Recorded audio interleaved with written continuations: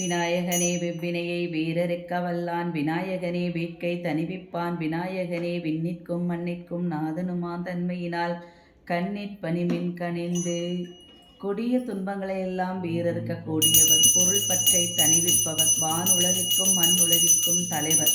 இத்தன்மையினரான விநாயக பெருமானை பணிந்து வணங்கினால் நன்மைகள் பல பெற்று வாழலாம்.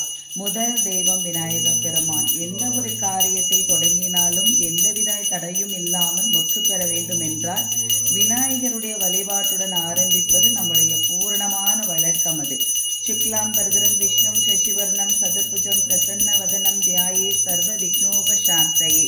பிள்ளையாரை வணங்கி கொண்டு நெற்றியில் குட்டி கொண்டு எந்த ஒரு காரியத்தையும் நாம் ஆரம்பிப்போம்.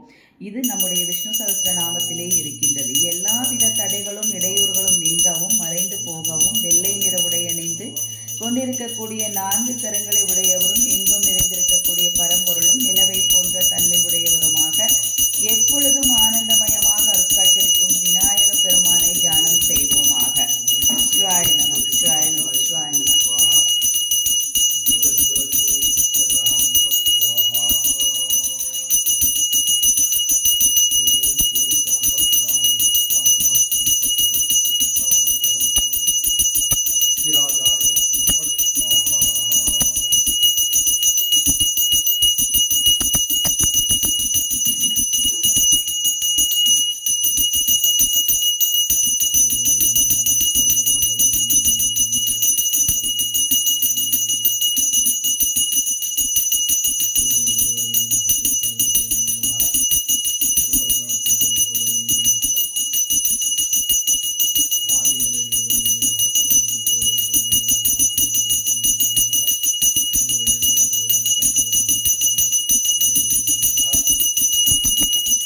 குலம் தரும் செல்வம் தந்திடும் அடியார் படுதுயராயினவெல்லாம் நிலம் தர செய்யும் நீர் விசும்பருளும் அருளோடு பெருநிலமளிக்கும் பலம் தரும் மற்றும் தந்திடும் பெற்ற தாயினும் ஆயின செய்யும் நலம் தரும் சொல்லை நான் கண்டு கொண்டேன் முருகா என்னும் நாமத்தை.